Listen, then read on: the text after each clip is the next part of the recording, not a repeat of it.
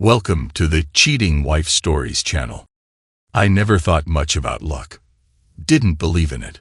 Luck was for gamblers and dreamers, the kind of people who bought scratch-offs and spent their rent money on horse races. I was a mechanic. My world ran on busted transmissions, oil changes, and the familiar hum of engines that had seen better days. Hard work, not luck, put food on my table. But my mother, she believed. "You've got to have faith, James," she said, pressing a crumpled 20 into my palm. "This week's numbers feel right." I rolled my eyes but took the cash, if only to humor her.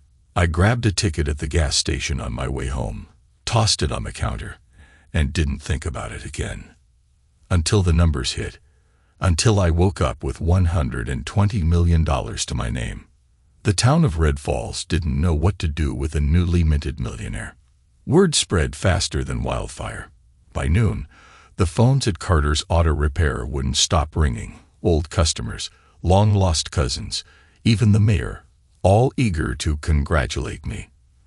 By 3, a local news crew showed up, asking how it felt to go from grease-stained work shirts to generational wealth. By 6, half the town was waiting for me at Ringo's bar, ready to celebrate. The beer flowed like water. My closest friends, my crew, Ethan, my best friend since grade school, and Lauren, my fiancée, stayed by my side, raising their glasses to my hard-earned luck. To James Carter, the luckiest son of a bitch in Red Falls, Ethan toasted, his grin wide. To a man who deserves every damn penny. Glasses clinked. Cheers erupted. Lauren leaned in close, her hand trailing down my arm. "Baby," she purred, her breath warm against my ear. "We need to start planning. I already have ideas." I laughed. Planning. We just won the thing. We. The word felt strange on my tongue. She smiled, but something flickered in her eyes. "Oh, honey, this is just the beginning." She pulled out her phone, scrolling through an endless list. I found some properties in Miami and a penthouse in New York. I pulled back, amused. "Slow down, babe. I still live in a 2-bedroom house above my shop." Lauren's perfect red lips curled into a laugh. "Exactly my point. We should be thinking bigger." Ethan clapped me on the back. "Don't let her drown you in champagne dreams, man. You're still you." I nodded. Damn right. Because money or not, I was still the same guy who spent my days under a car hood, the same guy who worked 60-hour weeks to keep my mother's house paid off. And no amount of money would change that. The celebration stretched into the early hours. I lost count of how many drinks were bought in my name, how many hands slapped my back, how many people I barely knew pretended to be lifelong friends. Then Victor Langley walked in. The room dimmed a little. Victor wasn't Red Falls rich. He was old money rich. The kind of guy who owned half the real estate in town. The kind who could make or break businesses with a handshake. A suit so sharp it could cut glass. "James," he called, a snake's smile on his lips. "Congratulations." I forced a polite nod. "Victor." The whole bar went quieter. People watched as he approached, his polished leather shoes out of place against the scuffed wooden floor. He extended a hand. I took it, maybe a little too firmly. "I have to admit, I never saw you as the lottery-winning type," he mused, eyes cold. "Hard work was always more your style." Ethan tensed beside me. "You here to toast him or to piss on his shoes?" Victor chuckled, unbothered. "Just offering my services." He pulled a sleek business card from his pocket, sliding it onto the bar. "Langley Holdings. Private investments. Luxury development. See, James, wealth comes with responsibility," he continued, his voice smooth. "People will come knocking. They'll want handouts, business loans, charity. If you don't handle it right, you'll be broke in 5 years."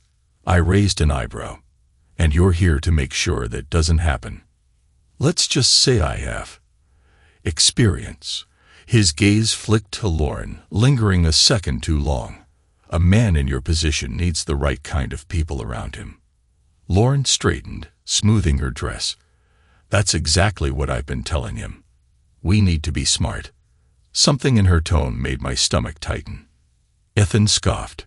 Yeah, I'm sure Victor's got your best interests at heart. Victor ignored him, fixing his gaze on me. Think about it.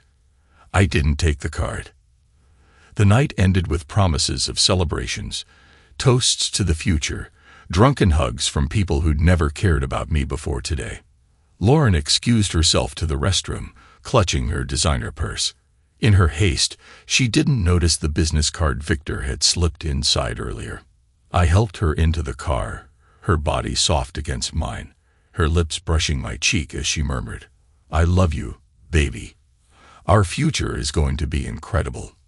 I smiled. I believed her. Ethan, standing by the curb, watched us drive away, his expression unreadable. "I've got a bad feeling about this," he muttered. But the roar of my truck's engine drowned out his words. I thought I had everything I ever wanted. I had no idea how quickly it would all fall apart. They say money changes people. I didn't want to believe it. But as the weeks passed, I started noticing things, small at first, like tiny cracks in a windshield before the whole damn thing shatters. Lauren spent more time on her phone, barely looking up when I spoke. Our nights, once filled with lazy conversations and shared beers on the porch, turned into her researching real estate in cities I'd never even set foot in. Ethan grew distant, his usual easy grin replaced with something guarded. And Victor. He kept popping up. Always friendly. Always helpful. Always smiling like a snake sizing up a rabbit. I wanted to ignore it. I tried. Instead, I focused on what I could control. I met with lawyers, financial planners, people who could help me figure out what to do with my money. I set up a trust for my mom, put some into investments, even started sketching out ideas to expand Carter's auto repair into something bigger. I figured Lauren would come around. I figured Ethan was just adjusting to the change. I figured wrong. It started with my bank accounts. I walked into the bank one morning to move some funds around, only to be told, politely, almost apologetically, that my accounts had been frozen. Frozen? I frowned at the teller. What the hell does that mean? The manager was called. More polite apologies. Something about flagged transactions, pending investigations, an issue with joint access. I pulled up my banking app, and my stomach dropped. $120 million. Gone. I barely noticed the way my hands curled into fists, the way my jaw locked so tight my teeth ached. I had one joint account, with Lauren. The bank manager cleared his throat. Your fiancée made a significant transfer. The room spun. Excuse me. She transferred the funds yesterday afternoon. He hesitated. To a private offshore account. Lauren. Lauren took my money. I pushed back from the desk, my chair scraping the tile. I barely heard the manager's nervous explanation, something about legal documents, signed agreements, things I sure as hell never signed. I was out the door before he could finish. I drove home too fast. Skidded into the driveway. The front door was unlocked. Lauren sat on the couch, dressed in silk, scrolling through her phone like she didn't have a care in the world. She barely looked up when I stormed in. We need to talk. My voice was too even, too calm for the rage burning inside me. Can't it wait? She held up her phone, flashing the screen. I'm talking to a real estate agent about a property in Miami. I grabbed the phone out of her hand and threw it across the room. It hit the wall with a satisfying crack. Lauren gasped, her eyes widening. What the hell, James? I clenched my fists to keep from doing something worse. What the hell did you do to my bank account? For a second, just a second, something flickered in her expression. Then she sighed and crossed her arms, like she was bored. You need to calm down. Calm down.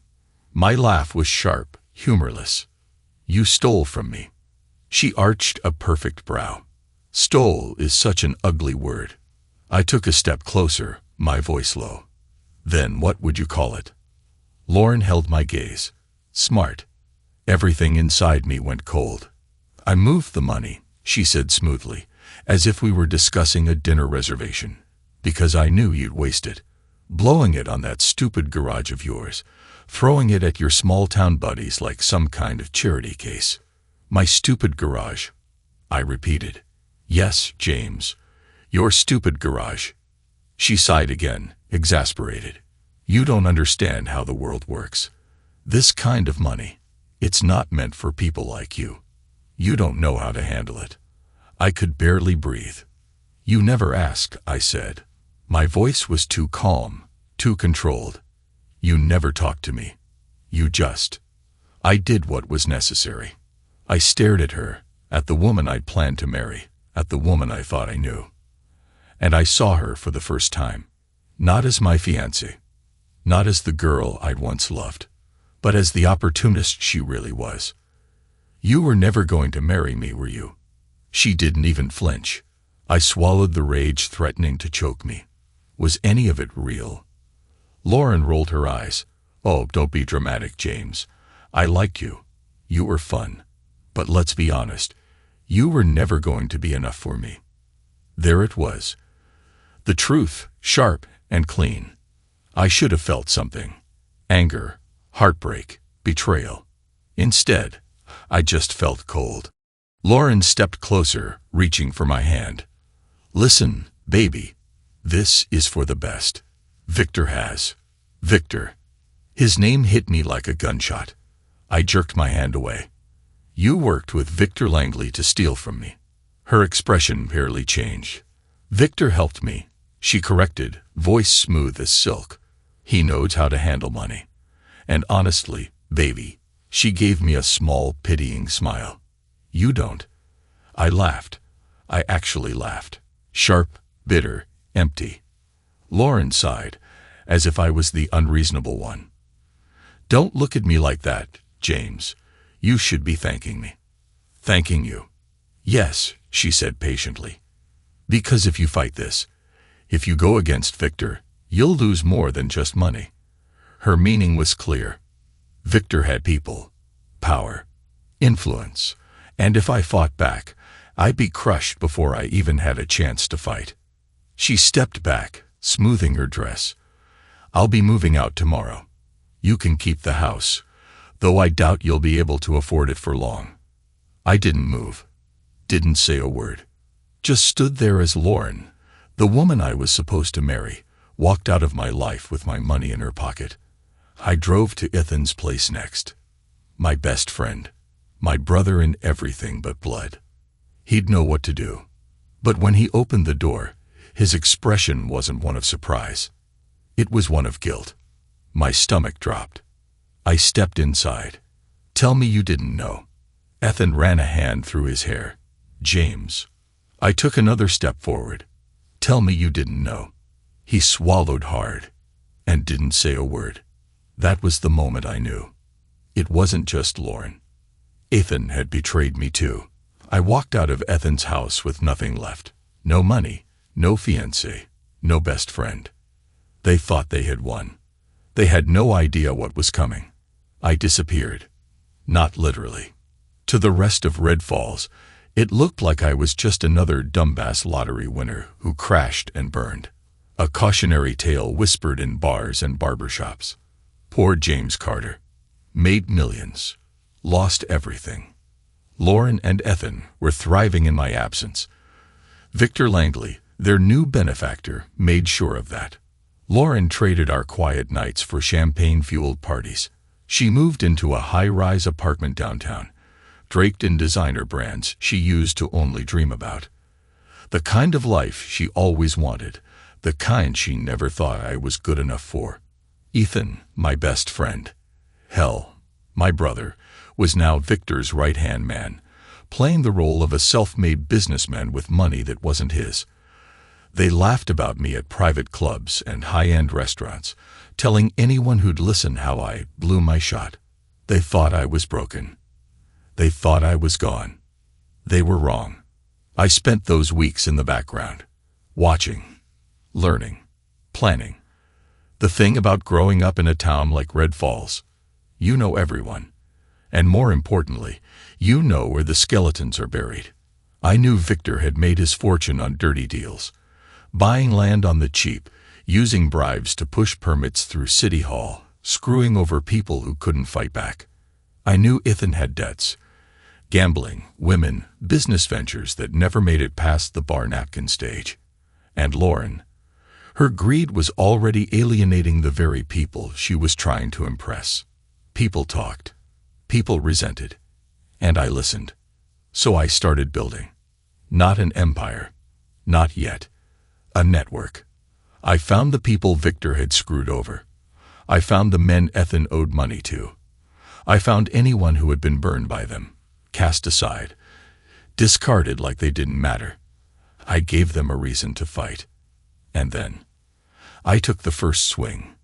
It started with a leak. A journalist in the next town over, a woman named Maggie Tran, had been sniffing around Victor Langley for years. Everyone knew his developments were dirty, but no one could prove it. Until now. I sent her a file. Real estate transactions, land deals pushed through City Hall too fast, a list of bribes made to certain officials, all neatly packaged, all undeniable. And just to sweeten the pot, I threw in a name. Ethan Dawson, Victor's newest prodigy. It didn't take long. The article hit 2 days later. Local DEVELOPER, under SCRUTINOI, for shady land deals.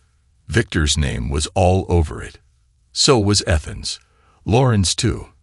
The bank accounts, the transactions, the way my money had been funneled into Victor's companies. I could imagine the look on their faces when they saw the headline. The town started talking. People whispered in coffee shops. Were the rumors true? Had Victor stolen from people? Had he bribed the city council? Was Ethan just another pawn? Victor tried to get ahead of it. He called it a hit piece, a smear campaign.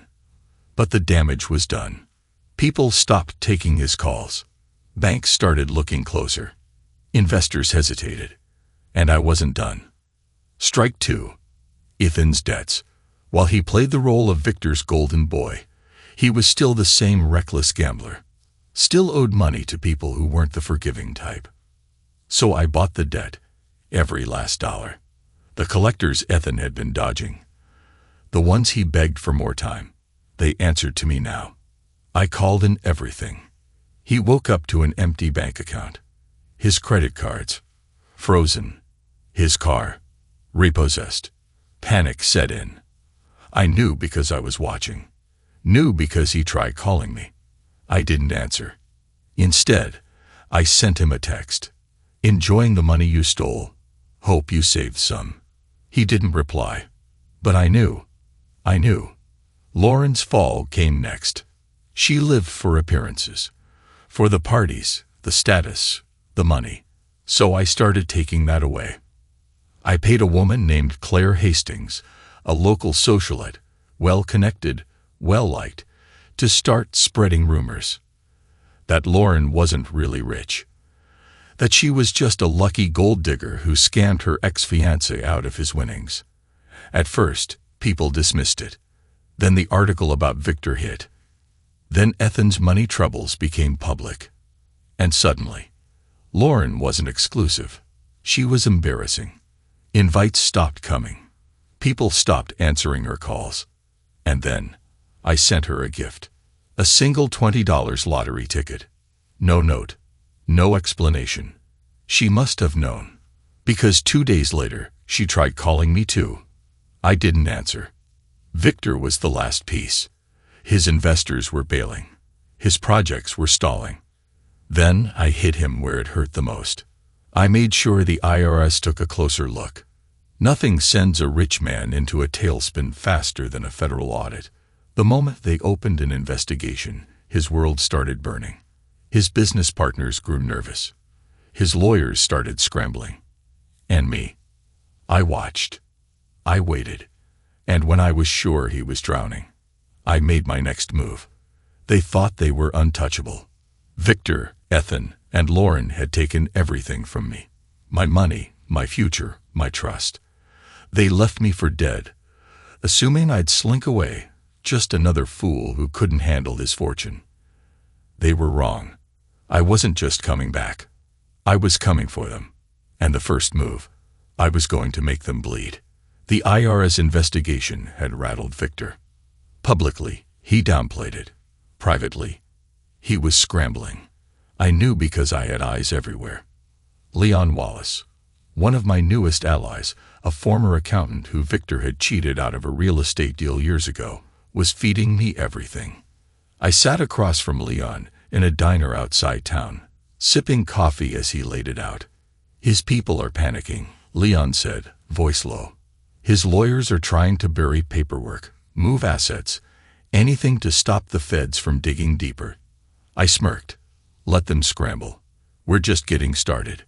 Leon slid a flash drive across the table. This is what you wanted. The offshore accounts, the fake LLCs, the bribery payments to city officials. My fingers curled around it. This was the knife. And I was about to start cutting. Step 1. The media bomb. Maggie Tran, the journalist who published the first piece about Victor, was more than happy to take another tip. I gave her everything. Wire transfers, shell companies, emails tying Victor to illegal zoning permits, tax fraud, and campaign contributions. She called me the next day. This is huge, James. It's not just corruption. It's a criminal empire. I only said one thing. Make it public. 2 days later, the headline hit. Red Ifals Mogul under federal investigation. Corruption. And FRABDALLEGATIONS Sidorface. Victor's face was plastered across news stations, his name dragged through every media outlet in the state. By noon, investors started pulling out. By evening, board members were meeting behind his back. And by the next morning, his stock was plummeting. I could already see the cracks forming. Step 2. The financial collapse. While Victor was distracted trying to put out media fires, I took my next shot. I had slowly, quietly been buying up shares in his real estate holdings under multiple shell companies. And now, I owned enough stock to start making moves. At exactly 3:00 p.m., Victor got the news. A hostile takeover attempt. New investors, anonymous, faceless, were sweeping in, buying everything, forcing a boardroom coup. Leon texted me. He's losing control. Good. I wanted him to feel helpless. I wanted him to feel like the world was slipping through his fingers. Because it was. Step 3. Ethan's reckoning. While Victor was drowning, Ethan was about to get hit head-on. His gambling debts had caught up. His credit lines were dead. His bank accounts were empty. But I wasn't done. I made sure he lost his job too. Victor's company, his only source of money, was imploding, and when a major deal fell through because of the fraud allegations, Ethan was the first to get cut. The way I saw it, Victor was saving me the trouble. Step 4. Lauren's social suicide. Lauren thrived on appearances. She built her world on being admired, envied, worshipped. So I made sure to take that away. The rumors Claire Hastings had been spreading. They started catching fire. People talked. Friends avoided her calls. Then came the biggest humiliation. Lauren showed up at an exclusive charity gala, one of those black tie events she used to dream about. Except this time, the guest list had changed. The moment she walked in, the host, a powerful socialite, had her escorted out. In front of everyone. She tried to argue, to play innocent, to charm her way back in. But the host just smiled and said, "We don't associate with thieves." That moment, it broke her. Step 5. The first warning. I waited until Victor was at his lowest, until his world was falling apart. Then, I made contact. 10:32 p.m. Victor sat alone in his office, whiskey in hand, the city lights casting shadows across his face. He looked tired, stressed, beaten, and when his phone rang, He picked up immediately. "Who is this?" Silence. Then my voice. Low, steady, unforgiving. "You took something from me, Victor." I could hear his breath hitch. "James," he said, voice carefully controlled. "I was wondering when you'd show up." "You thought I'd disappear," I continued, ignoring him. "You thought you could take what was mine and walk away." Victor chuckled. Forced. Weak. "Come on, James. It's just money." "No," I said. "It was my trust. And now, I'm taking everything from you." A pause. Then, for the first time, his voice shook. "What do you want?" I smiled.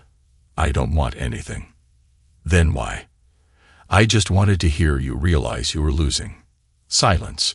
"You took my money," I said slowly, letting every word sink in.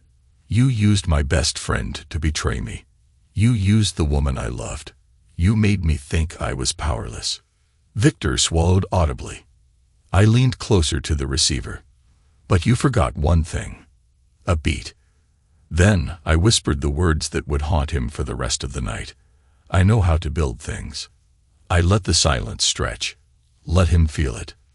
Then I delivered the final blow. "And I know exactly how to tear them down." Click. Call ended. A house doesn't collapse in one blow. It crumbles, piece by piece.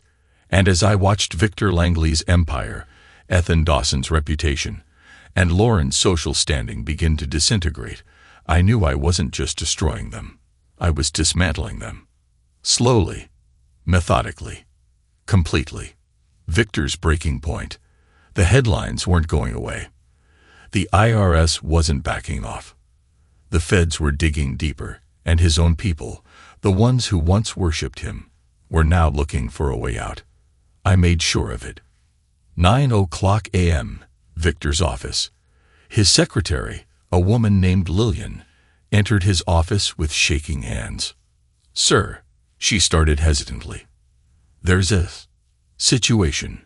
Victor pinched the bridge of his nose. "Another one. The investors, his last remaining investors. They're pulling out." Victor looked up, stared. "What?" She swallowed. Langley Holdings lost 3 more financial backers overnight. "They're setting." She hesitated, glancing at the newspaper on his desk. The bolded headline read, "QOREPTYN, GURIBRI, and FRAT, Langley Holdings on the edgy." Victor slammed his fist on the desk. "This is a witch hunt." "I don't know, sir," Lillian said carefully, "but the board is meeting today. Without you." Victor's eyes darkened. That's when he knew. They were turning on him.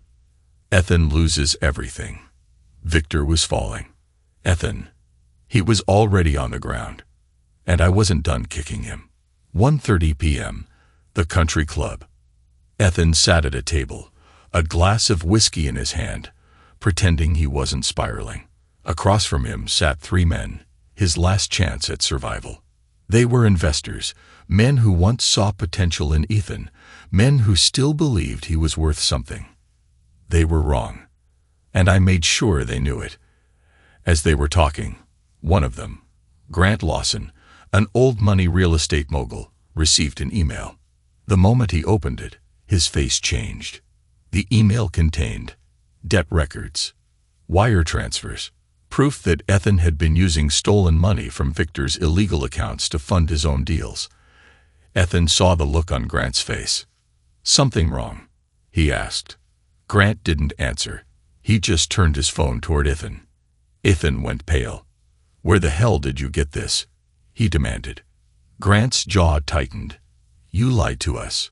Ethan shook his head. "This is a setup. Someone's framing me." "This is your account." Grant cut him off.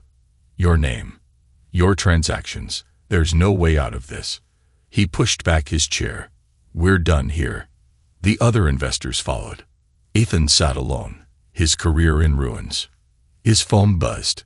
A text. "120M. Hope you saved some of that money. You're going to need it." He knew it was me, and I knew he was panicking. Lauren's social execution. Lauren's world wasn't built on business. It was built on appearances. And when people stop looking at you, when they stop caring, it's worse than any financial loss. That's why I took her status before I took anything else. 6:00 p.m. The Red Falls Gala. Lauren arrived wearing a $10,000 dress. She smiled at the cameras, soaking in the attention, oblivious to what was coming. The first sign that something was wrong. The way people stopped greeting her. Normally, she'd be swarmed with socialites, influencers, and Red Falls elite. But tonight, they whispered. They avoided eye contact. She didn't understand. Not yet. Then came the final blow. Claire Hastings, the queen bee of Red Falls high society, walked toward her. Lauren smiled. "Claire, I was hoping we'd." Claire cut her off with a single sentence. "You don't belong here." Lauren froze. "What?" Claire tilted her head. "We don't associate with people who scam their way into wealth." Lauren's smile vanished. "That's not true, isn't it?" Claire raised an eyebrow. "Victor's empire is collapsing. Ethan's broke. And you?" She looked her up and down. "You have nothing." Lauren laughed. A high forced sound. "This is ridiculous." "Is it?" Claire gestured around the room. "Look around, Lauren. No one's backing you anymore. You're not one of us." And then, humiliation. One by one, the guests turned away. Lauren stood there, alone. It was worse than an insult. It was erasure. The phone call that changed everything. That night, my phone rang. I answered. Victor's voice was tired. "You win," he said. I smiled. "No, Victor. I haven't even started. You've destroyed my company. You've turned everyone against me. What more do you want?" I let the silence stretch. Then I said, "Everything." The fall of Victor Langley wasn't quiet. It was loud, violent, messy. Like an old building collapsing from within, his empire crumbled piece by piece, floor by floor. And I made sure everyone watched. 9:14 a.m., Victor's office. Victor Langley prided himself on being unshakable, the kind of man who never lost. But when his assistant, Claire, rushed into his office that morning, panic in her eyes, he knew something was very, very wrong. "You need to see this," she said, breathless, shoving a tablet onto his desk. Victor stared at the screen. Log the NEWSBROADCAST. Developing story. New evidence suggests Red Falls real estate mogul Victor Langley engaged in bribery, tax fraud, and illegal land acquisitions. Documents leaked to multiple news outlets confirm the allegations. The anchor kept talking. But Victor wasn't listening anymore. His face paled. He snatched the tablet, scrolling through the report. Emails, bank transactions, internal memos, everything. It was all out there. Exposed. The feds had already been sniffing around. Now they had enough evidence to rip him apart. This isn't possible," Victor muttered, gripping the edges of his desk. "Sir," Claire swallowed, looking queasy. "The board wants an emergency meeting." There. The phone rang. Victor answered without thinking. "Langley," he barked. A cold, familiar voice greeted him. "Morning, Victor." Silence. Then, "You sound nervous." Victor's jaw clenched. "James." I chuckled softly. "I thought you'd appreciate a wake-up call." Victor exhaled sharply. "You son of a..." "Careful," I warned, voice sharp. "You still think you can fix this, don't you?" Victor gritted his teeth. "I don't know what kind of game you're playing, Carter, but..." "Oh, it's not a game," I cut in smoothly. "Not anymore." I let a pause stretch. Let him feel it. Then I dropped the hammer. "Your company is under federal investigation. Your investors are leaving. Your own board is about to throw you to the wolves. You're done, Victor." The line went dead silent. Then I heard something I'd never expected from him. His breath hitched. I had him. He knew it. I knew it. I smirked. See you at the bottom. I hung up. 10:30 a.m. Lauren's breaking point. Lauren was drowning. The social circles she used to rule had turned cold. The parties. No more invites. The designers. No more free gifts. And today was the final nail in her coffin. Lauren strutted into Harrison & Co. boutique, head held high, designer purse swinging. She barely glanced at the store clerk. "I have an order for pickup," she said, already scrolling through her phone. The girl at the counter hesitated. Miss Arias." Lauren sighed. "Obviously." The girl winced. "Your account. It's been declined." Lauren froze. "What?" "We tried processing payment." The girl continued, visibly uncomfortable. "But your card was declined." Lauren laughed, as if the idea was absurd. She pulled out another card, sliding it across the counter. The girl swiped it. Beep. Declined. Lauren's stomach dropped. "This is ridiculous," she hissed, shoving another card forward. Beep. Declined. Heat crept up her neck. People were watching now. The girl at the register cleared her throat, lowering her voice. "Miss Arias, all your accounts are frozen."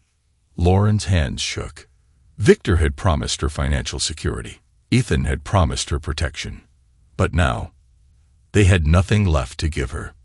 The weight of it settled in her chest. She stumbled out of the boutique, humiliated. And for the first time, she realized she was completely alone. 1:00 p.m. Ethan's collapse. Ethan had always lived on borrowed time. Borrowed money. Borrowed luck. Borrowed friendships. He never thought about consequences. Until today. He was sitting at Victor's private club, sipping bourbon, trying to ignore the sinking feeling in his gut when his phone buzzed. Unknown number. He frowned and answered. "Yeah." Silence. Then, "You've got 24 hours, Dawson." Ethan's stomach dropped. He sat up, his chair scraping against the polished floor. "Who is this?" A low chuckle. "You know exactly who." Then the line clicked off. His blood ran cold. The debt collectors. The ones I had bought out. His hand shook as he fumbled for his wallet. Empty. He grabbed his phone, opening his bank app. $0, AVALABLE, valence. Ethan choked on air. I had drained him. Every last penny. He shot up from his chair, heart pounding, scanning the room for Victor. But Victor was gone, and Ethan was next. 4:00 p.m., the final meeting. The Langley Enterprises boardroom had never been this quiet. Victor sat at the head of the table, sweating. His top investors, lawyers, and senior executives stared at him with thinly veiled contempt. "Victor," one of them said coldly, "you're a liability." "This company is in free fall," another snapped. Victor shook his head. "I can fix this." The board exchanged glances. Then, the chairman sighed. "No, you can't." Victor froze. "The board has voted to remove you as CEO, effective immediately." The words hit like a gunshot. Victor's jaw clenched. "You can't do this." The chairman leaned forward. "Actually, we can." Victor's heart pounded. He had no control, no leverage, no power. His empire had been ripped out from under him. By me. 11:47 p.m., Victor's lowest point. He sat in his dark, empty office, a bottle of whiskey, papers strewn across the floor, his entire world gone. His phone buzzed. He didn't need to look to know who it was. He answered. Silence. Then my voice. "How does it feel?" Victor's fingers clenched around the glass. "You think this is over?" I chuckled. "Oh, Victor, you're still not getting it, are you?" I let the moment breathe. Then I whispered, "This wasn't the end." A pause. This was just the warm-up. I hung up. Victor stared at the phone. Then, for the first time in his life, he felt fear, the thing about tearing someone down. You have to make sure they never get back up. Victor, Ethan, and Lauren had lost everything. Their wealth, their power, their reputations, but there was still one last move to make. Because I didn't just want to ruin them. I wanted them to feel it. Every single day. 8:00 p.m. The warehouse meeting. The abandoned warehouse on the outskirts of town was the kind of place where deals went bad. Rusted beams, shattered windows, the air thick with the smell of old oil and regret. It was perfect. I stood near the center, hands in my pockets, waiting. Victor arrived first. His once perfect suit was wrinkled. His shoes scuffed. He looked older, smaller, like the weight of the last few weeks had finally crushed him. Ethan came next. He had bags under his eyes, a bruise along his jaw, probably from one of the men he owed money to. Lauren was last. She walked in slow, arms crossed over her chest like a shield. No makeup, no designer clothes, just Lauren. The real one, not the carefully curated version she used to fool people. For the first time, they weren't pretending. They knew why they were here. I let the silence drag. Then I said the magic words. Sign these, and you walk away. I tossed a folder onto the table. 3 sets of papers. Victor barely glanced at his before scoffing. You think I'm just going to roll over? I smiled. You already have. His nostrils flared. What the hell are these? Contracts. I took a step forward, slow, deliberate. Sign them, and you'll stay out of my way. No rebuilding, no comeback, no running to lawyers.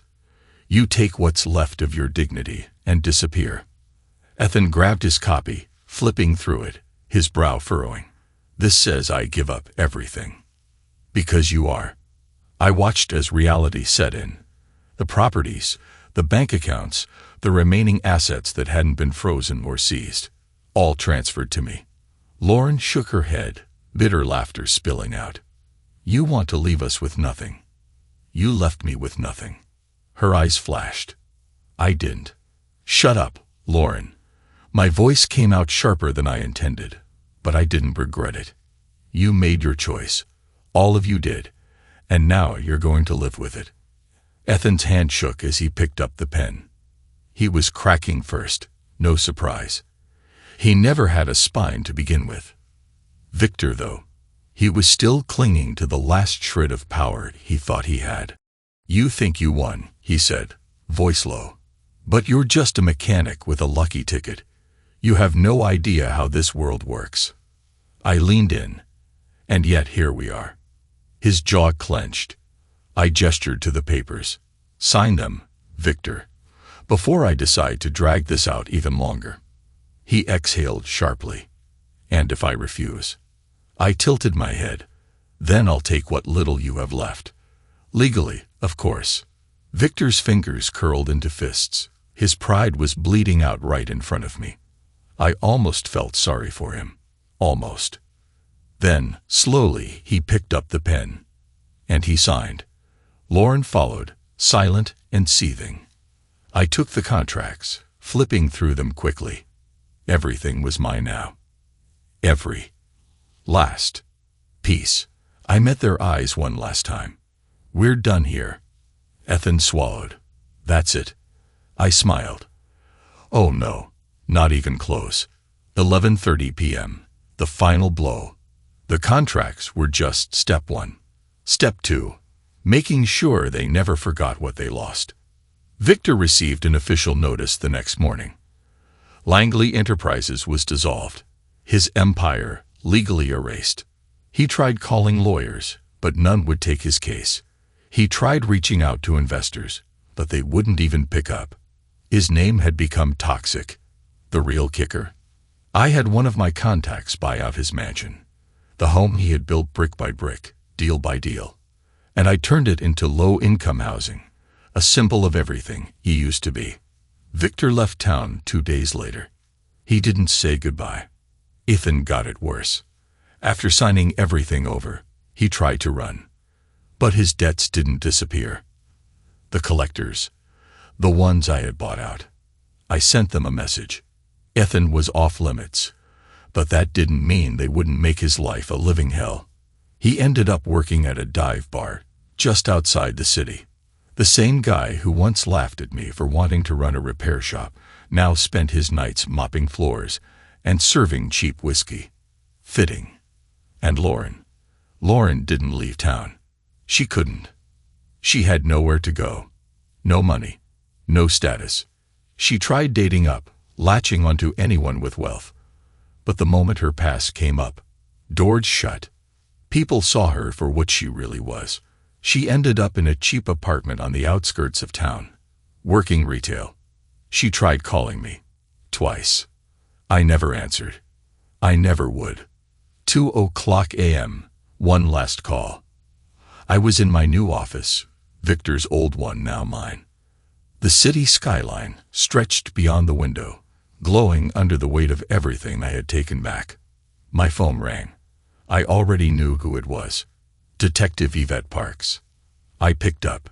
"You've been busy," she said, voice smooth as ever. I leaned back, just settling accounts. "You took them apart." I smirked. "Legally." She sighed. For now. I knew what she was implying. That I'd pushed the line. That she was still watching. "Relax, detective," I said. "My hands are clean." She let the silence stretch. Then, "You get everything right, James. But tell me something." I waited. "Did it make you feel better?" I looked out the window. At the empire I had built from the wreckage. At the names that would never haunt me again. At the justice I had served. Then I smiled. And I hung up. Winning felt good. But I hadn't just been after revenge. I didn't burn Victor, Ethan, and Lauren to the ground just to stand in the wreckage and gloat. No. I wanted to build something better. Because true power, true wealth, it wasn't about taking. It was about creating. 10:00 a.m., the Carter Foundation. A year ago, I was a mechanic barely scraping by. Now, I stood in the center of my headquarters, the Carter Foundation. What had once been Victor's luxury corporate office had been gutted, rebuilt, and repurposed. No more shady land deals. No more corruption. This place had one purpose now, giving people a second chance. My team, real people, good people, bustled around me, setting up desks, organizing paperwork. They weren't businessmen in suits. They were workers, men and women Victor had screwed over. Families who had lost everything to his greed. And now, they worked for me, building housing projects, funding small businesses, and helping the people Red Falls had forgotten. "You're doing good work here," Margaret Cochran, my lawyer and closest advisor, said as she walked in. She placed a folder on my desk, finalized the acquisition for the housing development. "It's yours now." I flipped through the papers. The ink on the contract was fresh, but the victory was old. It was Victor's last development, and I was turning it into affordable housing. Margaret smirked. "Poetic justice." I nodded. "Dan right." 1:00 p.m., Ethan's rock bottom. I had no reason to go looking for Ethan, but I did. Because even after everything, there was still a part of me that wondered, was he always like this? Or did the money make him into the man who betrayed me? I found him where I expected. A dive bar on the outskirts of town. No suit, no expensive watch. Just Ethan Dawson, the washed-up bartender, pouring cheap whiskey for men who didn't know or care who he used to be. I sat at the bar. He turned, saw me, and for a second, I saw it. The old Ethan, the friend who used to have my back. The guy I grew up with. Then his face twisted. "The hell are you doing here?" I shrugged. "Wanted to see how you were doing." He scoffed. "You really think I need your pity?" "No," I said. I think you need a wake-up call. Ethan's hands tightened around the glass he was cleaning. You ruined my life. No, Ethan. I leaned forward, voice cold. You did that. His jaw twitched. I had nothing. Victor gave me a way out. You wouldn't have done that. I laughed. I would have done anything for you. His face twisted. I made a mistake, okay? A mistake. My voice dropped lower. A mistake is forgetting to pay a bill. A mistake is missing a shift at work. What you did, that was betrayal. His shoulders slumped. I stood. You can keep blaming me. Keep blaming Victor. Keep blaming everyone but yourself. But until you own what you did, you're gonna rot in this bar forever. I turned to leave. Then I paused, and I pulled something from my pocket. A business card. I set it on the counter. Ethan glanced at it, confused. What's this? A job. I met his eyes. A real one. At the Carter Foundation. His breath hitched. I didn't wait for an answer. I walked out. Because the choice. It was his to make. 4:00 p.m. Lauren's new life. Lauren had nowhere to run. She burned every bridge, lost every connection, and had no one left to use. So now, she worked retail. At a local clothing boutique, selling designer handbags she used to own. I didn't go inside. I didn't need to. I saw her through the glass. She looked different. Not like the girl I used to love. Not like the woman who betrayed me. Just lost. She had tried to contact me. Sent me letters, messages, even stopped by my office once. I never answered. Because some people, they don't get second chances. 7:30 p.m. Victor's exile. Victor Langley left Red Falls. After losing his empire, his power, and every ounce of respect he once had, he packed up what was left of his pathetic life and disappeared. I didn't know where. I didn't care. Because no matter where he went, he knew. He would never be important again. Never be feared again. Never be anything again. And that was a fate worse than prison for a man like Victor. 11:00 p.m.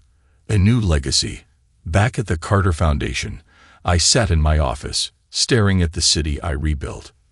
The world Victor, Ethan, and Lauren tried to steal from me. It was mine now. But the difference, I wasn't hoarding it. I was giving it back. I thought revenge would be enough.